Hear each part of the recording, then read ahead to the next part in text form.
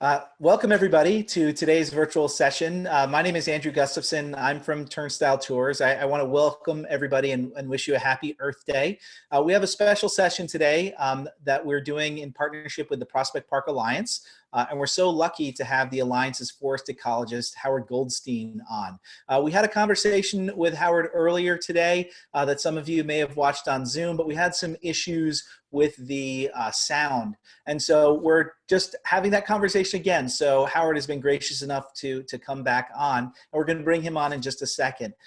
Just so folks know, our organization, if you're not familiar with us, Turnstile Tours, we work in partnership with nonprofit and community organizations to research, develop, and operate tour programs, which we've been doing now for several years with the Prospect Park Alliance.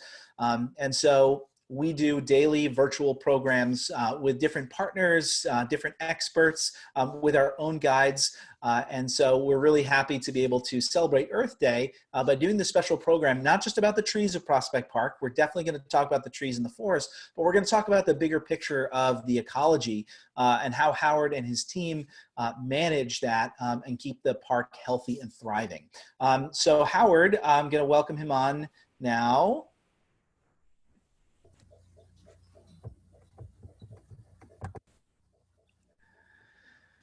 Hi, Howard. Good afternoon. How are you? Good. How are you? I'm great. Okay. So, Howard, why don't you tell us a little bit, you're the forest ecologist. Tell us what that means and what your job is at the park. Absolutely. So I'm the forest ecologist with the Prospect Park Alliance, and I conduct and coordinate scientific research and monitoring. I help with creating management programs and working with the ecozone gardeners on restoration projects and creating planting pallets, the plants that we plant in the park. Howard, I see you have a fish tank in the background, and that has a little bit to do with your own personal background, right? Yeah, my personal background is actually fish. My master's is in ichthyology. I described and named species from Lake Malawi in Africa. I didn't get to go to Lake Malawi, but I got to handle thousands of preserved specimens. But unrelated to that, I happen to have an African fish in a tank here. It's an African bushfish in a planted aquarium. Nice, nice. And you're going to tell us not only about trees, but also about fish and mammals and birds and all of the living species we have in the park. Absolutely. Great. So let's pull up your presentation here. You have some slides you're going to share with us. Okay. Can you see that okay? Yes. Great. Okay. Take it away. Okay, so one of the major things that we do at the Prospect Park Alliance, and we do a lot of things, but I'm going to be concentrating on ecological restoration and ecological monitoring, since that's really what I do. And we have a very big team who does a lot of great field work. There's people who work in more of the horticultural areas and who maintain the lawns. And a lot of things have now been integrated into ecozone gardening, and we are really looking to create a kind of a cohesion in the park and have different habitats working together. It's new, it's great, it's very interesting. And we're going to talk about ecological restoration. What does that actually mean? And I like to always start by addressing the difference between ecological restoration in this context and maybe, let's say, restoration of an old building. We are not trying to recreate something that's completely gone. We are not trying to recreate an ecosystem that was here 200 years ago or 500 years ago. We can't. It's not possible. We're really looking more towards the future. We're looking to create and enhance habitats that are dominated by native trees, shrubs, and herbaceous plants that provide food and shelter for a wide range of wildlife. We're looking to create functioning habitats that sustain themselves throughout time with some but minimal maintenance by park staff. And we are looking for things that if they do change, they change via natural succession into other native habitats rather than being invaded by non-native things or being degraded. Next slide. There's a lot of challenges to doing this. Urban park, any kind of urban park, and Prospect Park in particular, historically and continually, it's subjected to disturbance. It's in the middle of Brooklyn. There are millions of people every year who visit Prospect Park and go through Prospect Park. There's tons of different activities in the park. There's areas of woodland that are separated from others by paths. There's new invasive plants that weren't here originally. There's things that are gone. It is a disturbed habitat. So we have to just deal with just the reality of that. Other things that we're going to be dealing with, of course, is climate change and how that's going to affect the park and affect vegetation, new pathogens and pests that could enter the park, and invasive species, which is something we're going to talk about at length because that's a very big deal. Next, please.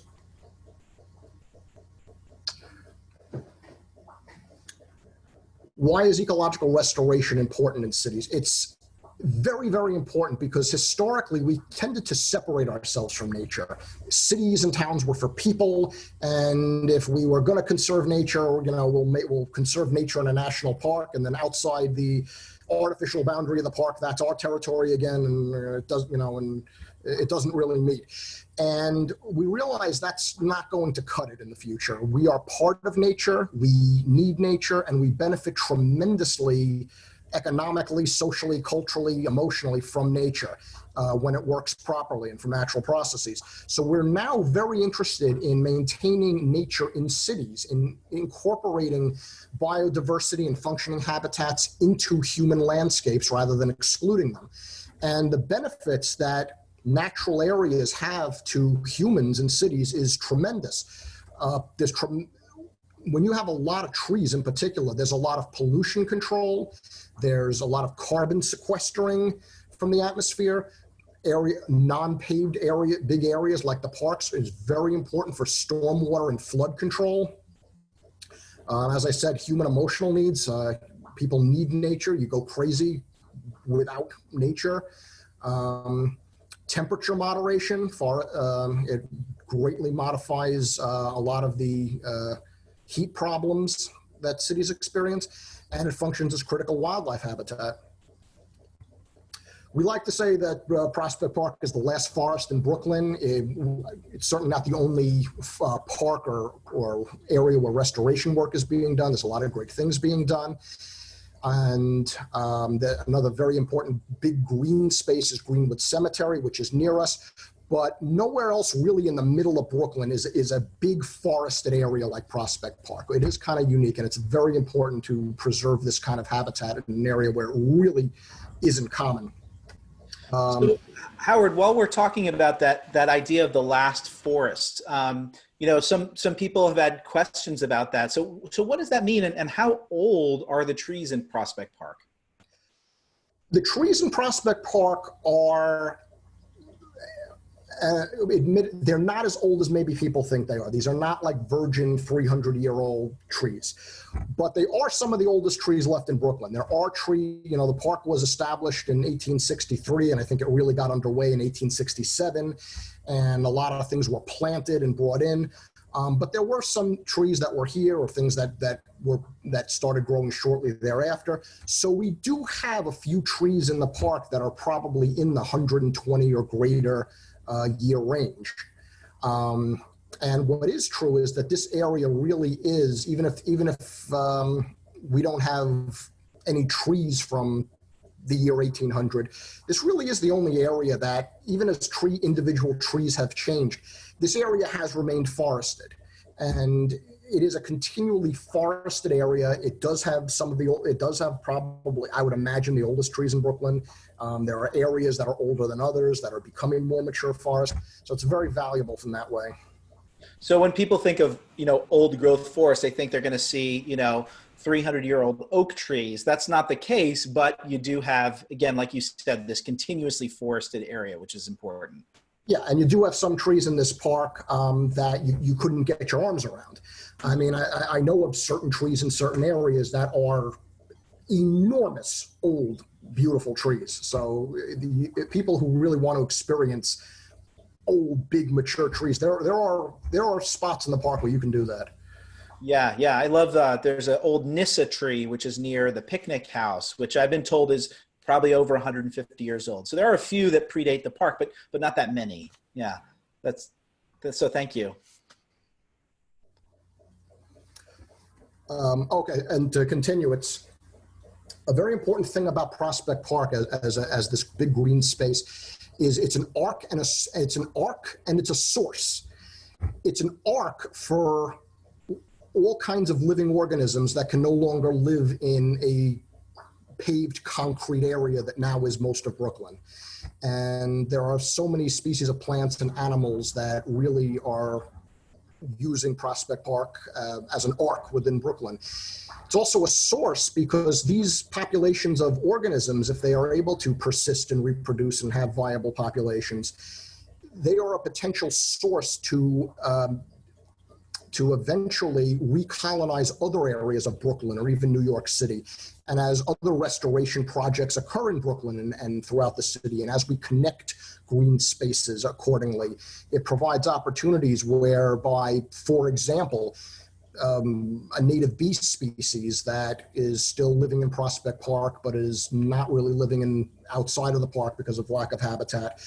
If that habitat becomes available again, near the park would be a source of that species. It would distribute, it would leak outward, recolonize these areas, and it's a potential, it is the potential for different plants and animals that are native to the area but have been extirpated from a lot of the human areas to eventually recolonize appropriate habitat in the city.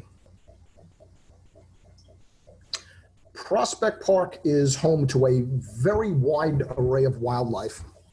The exact bird count varies, but I've seen from Cornell eBird, I believe it's Cornell eBird, 292 bird species recorded in the park. There's 6 to 8 reptiles and amphibians living in the park, 6 to 9 non-flying mammals. There are 9 bat species in New York State, and WCS, which has been doing bat surveys in New York City, including in Prospect Park, have confirmed that we have 6 bat species in Prospect Park: big brown bat, little brown bat, eastern red bat, silver-haired bat, hoary bat, and tricolored bat. So it's a very high bat diversity, actually, right here in the park. About 14 species of fish, and we have recorded 21 species of odonates, which are dragonflies and damselflies, 59 native bee species, and 35 or more, at least 35 butterfly and moth species. And again, these are the species that have been recorded and confirmed. It's not the total or the maximum. There are probably more. And there are whole categories of organisms that are incredibly important that one that we hope have people do more research. We don't know how many species of spiders or snails or isopods or fungi are in the park, and it's all part of a very complex ecosystem and all part of biodiversity, so that might be something for the future. The Prospect Park is incredibly important. It's an incredibly ecological, one of the things that it's very important for plant diversity. It's very important as a refuge potentially for rare plants. One example is something called Agastache nepetoides. It's yellow giant hyssop. It is threatened in New York State, and it's something that in different restoration ecologists in different places have planted. In 2011, before I was here, the Alliance planted some of this in a certain area of the park, and in 2020, it has done very well. It's spread on its own accord in some places, and there are certain areas of the park now where locally this is a very abundant plant, and it's a very important native plant. Bees love it. It's kind of cool to have that. It's a very important birding area. If you think about Prospect Park, if you think about this patch of forest and lake and meadow in the middle of Brooklyn, if you're a bird flying over Brooklyn in the fall or the spring for the migration, there's really, and unless you're there's really one place you can go. you're going to be looking for the green spaces. So we get so many birds that are migrating, funneling into the park twice a year, as well as birds that live here year round and breed here. So this park is incredibly important for birds, and as I said, it's a refuge for declining species, that birds that are for example, that are experiencing declines elsewhere. If we keep up good habitat in the park, that can be very important to them. One example of something really cool that happened recently in 2019, we had a pair of Cooper's hawks nesting in Prospect Park. The only other record I know of is 1981, and nothing between then and now. And we've checked, doesn't mean it doesn't exist, but we can't find anything before. This is a very rare thing.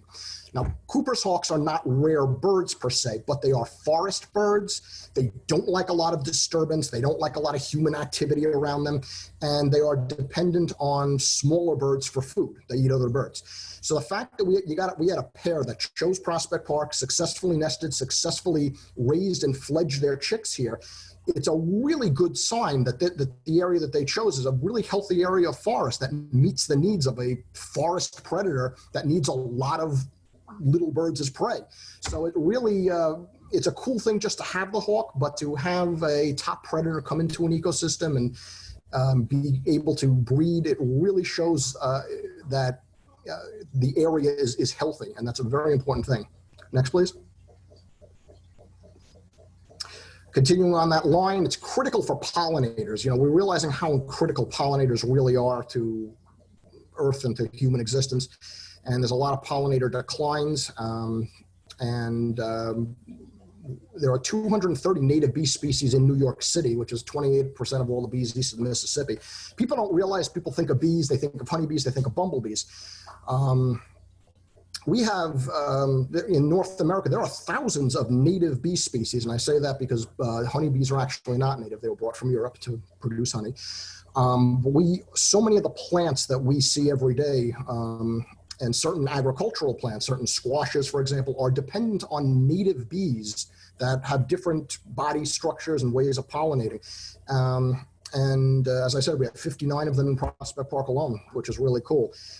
Goes back to being a source, that being able to provide habitat where native bees can live and breed and have stable populations. In the future, when there's more restoration work being done, it gives the ability for them to spread out. It'll prevent, hopefully, genetic isolation and help to reestablish populations. And it's a refuge for all kinds of declining species. How do we make decisions in the park? Well, we're informed by science, and we do that we do research, we do a lot of monitoring, we collect and record data, we analyze it, we talk to experts, we collaborate with other scientific entities, and based on specific findings of our data, and based on general ecological principles and new information that's always evolving and best practices, we try to tailor what we do to fit best practices. We collaborate, as I said, with other institutions, and within the Prospect Park Alliance, the Ecozone gardeners work heavily with other entities, which I'll also talk about: Woodland Youth Crew, the volunteers, the Hurricane Sandy crew, which was a huge part of restoring the Vale of Kashmir and areas on Lookout Hill. It was a capital project after Hurricane Sandy. We have a lot of partnerships. We're working currently on creating an integrated forest management plan that's in conjunction with the New York City Forest Management Framework, which is a New York City-wide plan of action. We are working with rapid site assessments, which were developed by the Natural Areas Conservancy, to understand the health of our forests and anticipate changes that may come around due to climate change. And as I said, we have a lot of partners. We do a lot of partnership with the Natural Areas Conservancy, New York City Parks. We've done things in the past with WCS, with the DEC, with universities. And it's really an excellent thing to have so many people so interested in the park and working to conserve it. Howard, could you tell us a little bit more about how you are managing questions of climate change? Absolutely. So Climate change is a huge thing that's affecting everything and everyone ultimately. And we're trying to, rather than react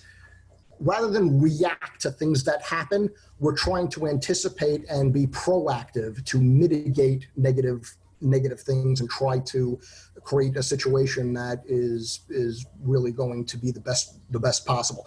And it's not just us doing that. That's the beauty of the New York City Forest Management framework, of all these groups that are really thinking like this now. So in terms of climate change, one of the things that we're doing is we're establishing planting pallets for the park, native plant trees and shrubs that we are going to use in restoration areas that are, and we're using pallets that are based on the recommendations of the Natural Areas Conservancy. Based on a lot of science and research and statistical modeling, there are certain plants that are predicted to do well based on the projection of climate change, and there are plants that are projected to not do well. So just for example, the sugar maple, it's one of our most beautiful trees.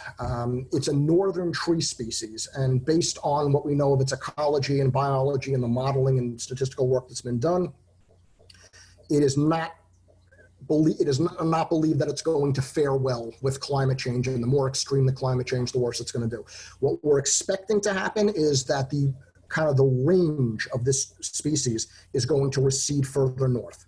It doesn't mean there won't be a single a sugar maple left alive in New York State or in the park, but as a dominant forest tree in certain habitats, we're probably going to lose that in the southern part of its range, and it's going to really continue only to be important or prevalent further north. On the other side of the coin, you have plants that are more southerly, that maybe their natural range is northern Virginia, southern New Jersey, and as climate becomes more favorable, their range is going to increase further north. And we may have plants that are native to North America, native to the east, but not native to New York or native to Long Island, that naturally start coming into these areas. So we're looking at pallets of New York, Long Island, Brooklyn area native plants that form a cohesive, habitat community that are projected to do well. And fortunately, the area of Prospect Park has historically been a oak and hickory dominated forest, and oak and hickory, or at least many of those species, are predicted to do very, very well, even in the face of climate change, which is great because it means that we are really able to work with that core, those core plants and maintain these ecosystems as they've been. And these are very important plants to wildlife, and it's great that they're projected to do well. Another factor is not just day-to-day climate conditions, but the increase of catastrophic events, of storms, hurricanes, things like that we've been getting.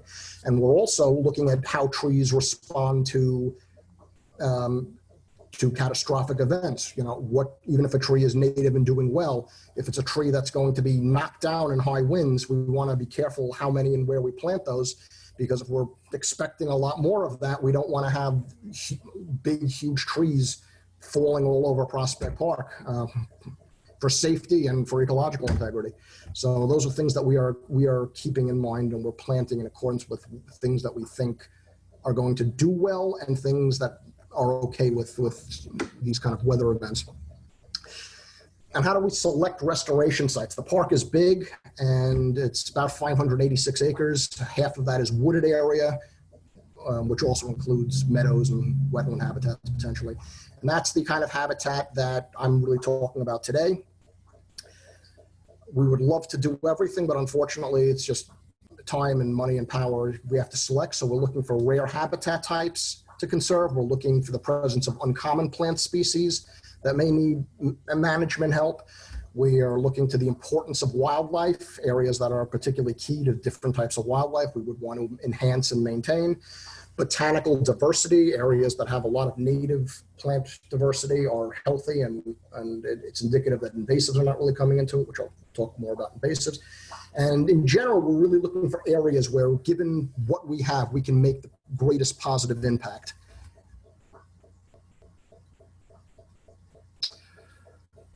Plant selection. So the plants that we're choosing. I mentioned this earlier. I want to mention in case we have to hurry up at some point. Invasive plants is one of the biggest problems we have in Prospect Park. It's one of the biggest problems restoration ecologists have everywhere. Basically, an invasive plant or a non-native invasive, it's a plant that is not native to this area. It may not be native, in many cases, not native to North America. It did not evolve here, but it got here very often because people intentionally put it here once upon a time.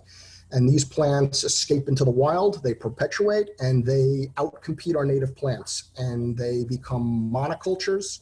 They greatly reduce diversity.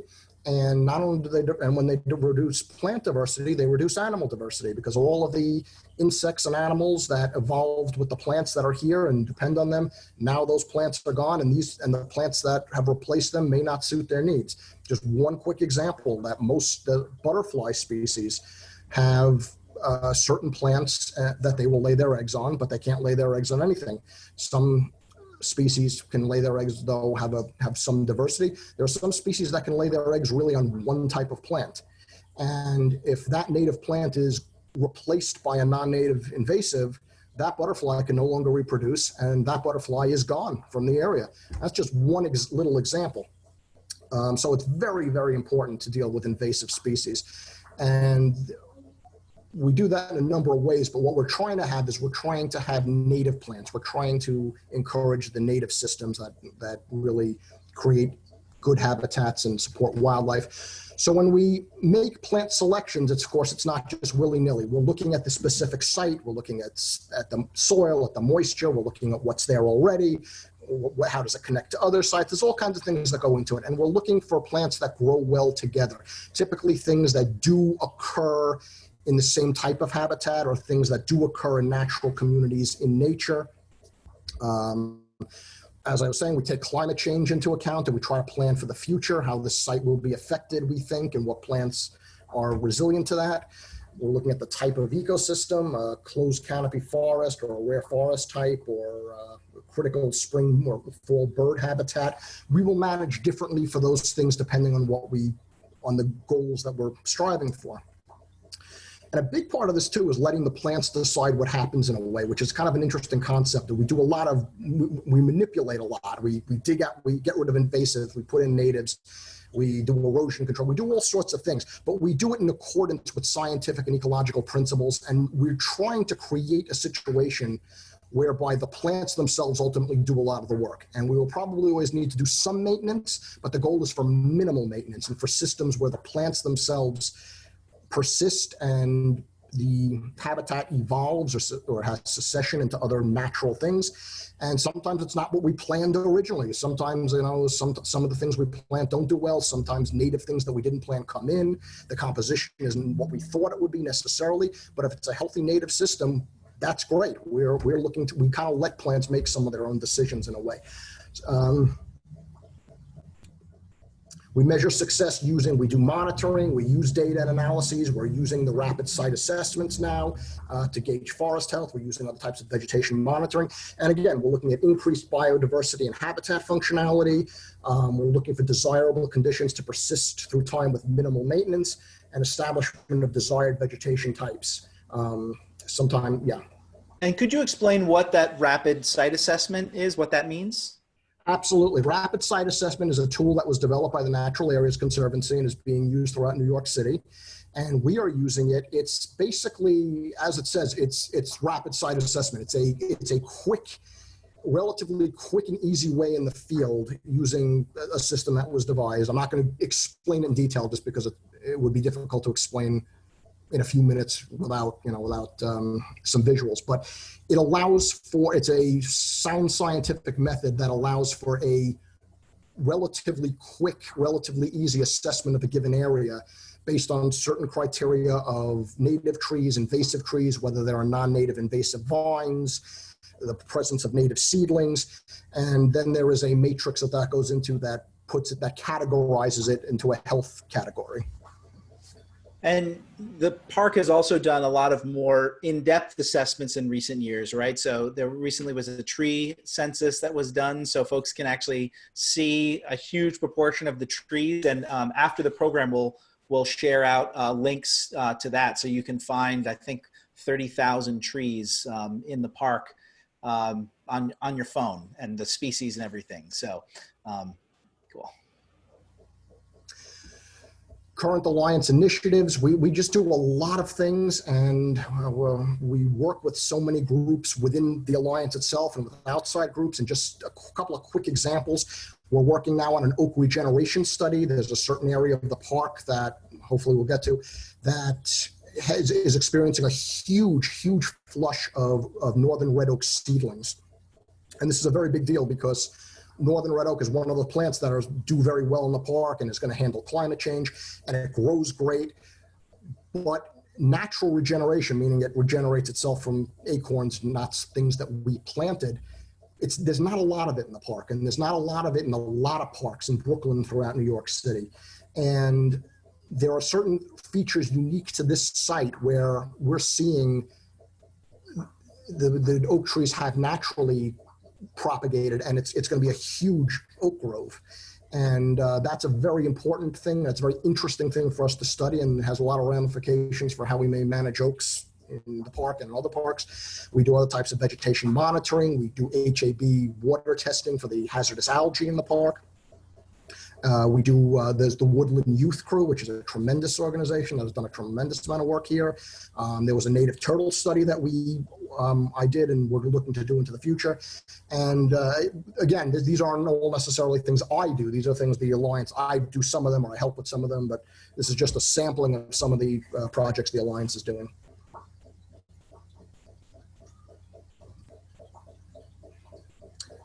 Just a quick look at Butterfly Meadow. That's one of the areas we've been doing restoration work in the park.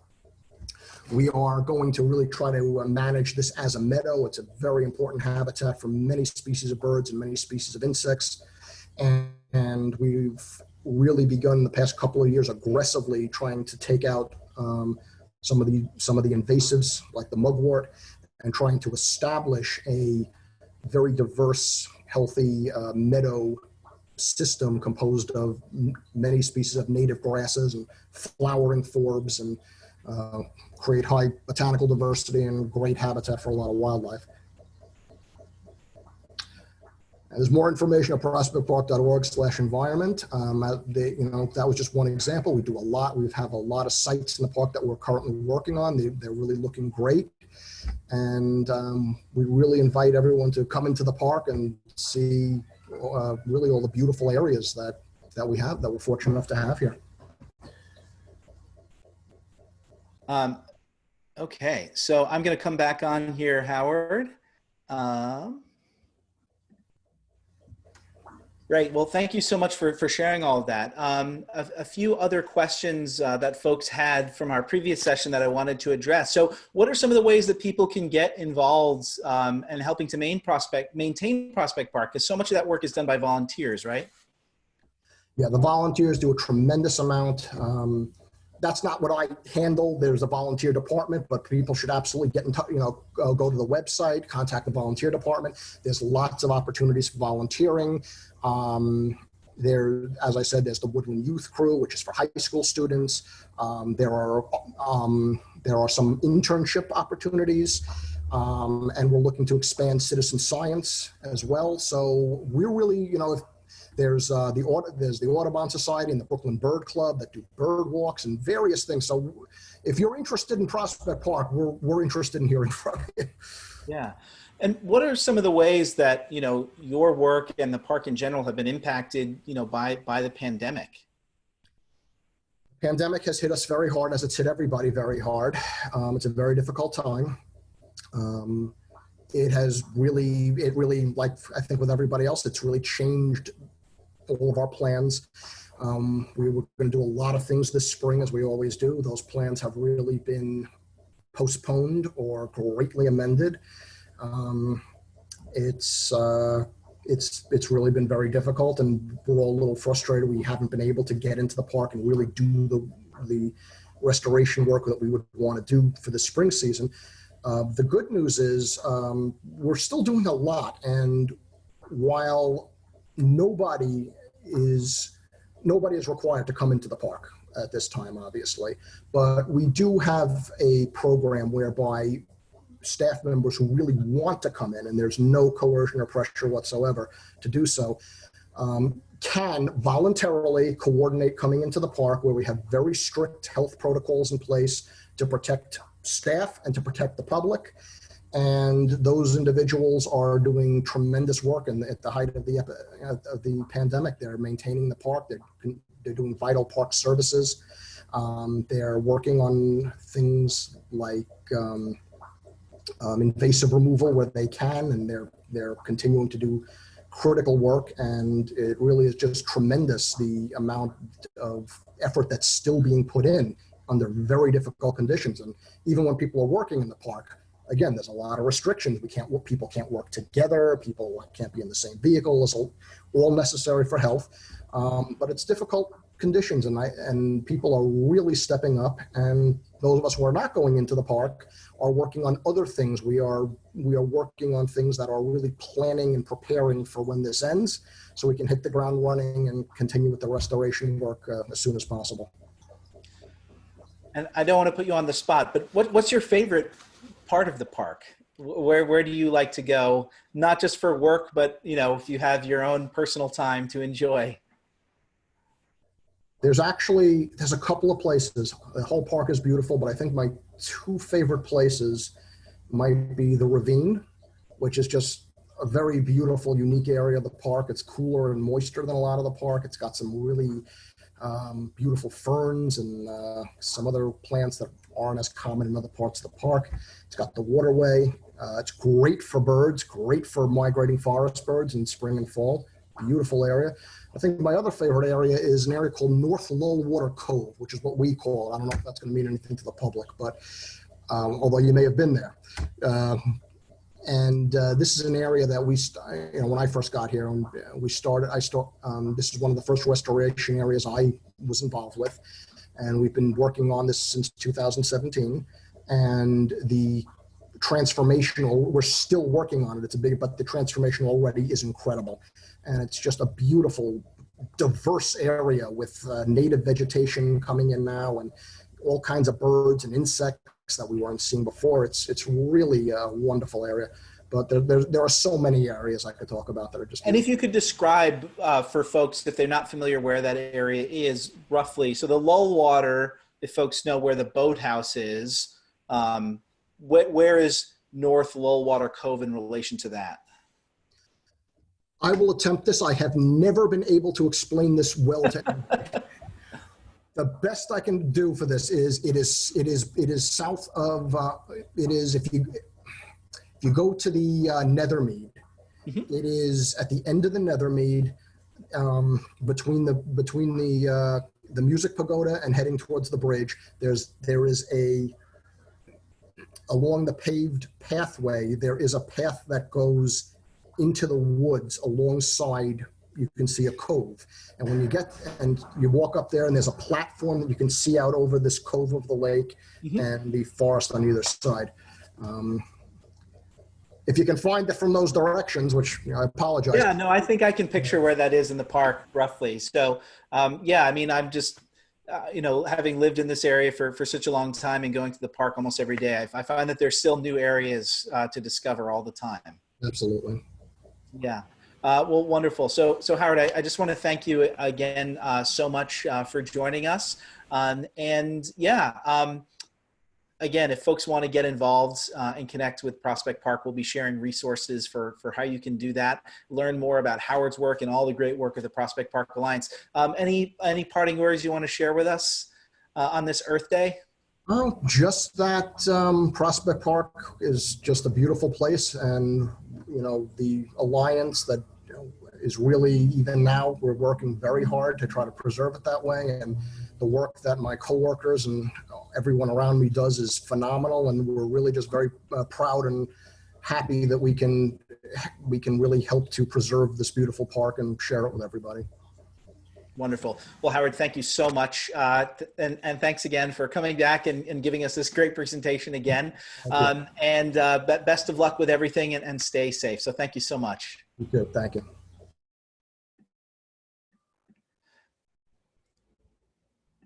Okay, folks. So I want to thank you again so much for joining us. My name is Andrew Gustafson from Turnstile Tours. I want to thank our whole team behind the scenes, including Cindy and Doug and Stefan, and of course, Howard and all the folks at the Prospect Park Alliance who helped us put this together. So if you want to join us for another virtual session, we're doing them every day at 11 a.m. You can go to our website at turnstiletours.com to find out more. And we're going to kind of continue the theme of Earth Day throughout the next few days. Tomorrow we're going to be visiting an organization called Fab Scrap, which is based at the Brooklyn Army Terminal. And they do fabric waste recycling from the fashion industry. And then on Friday, we're going to go back to Prospect Park and we are going to visit Lefferts Historic House, virtually visit.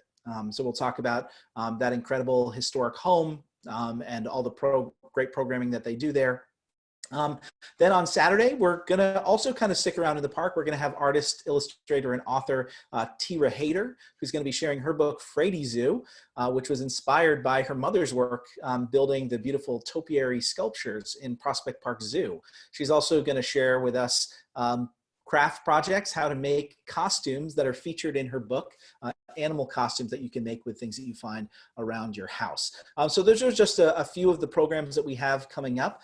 So thanks again so much. I hope everybody has a wonderful Earth Day and everybody stay safe out there. So thank you so much.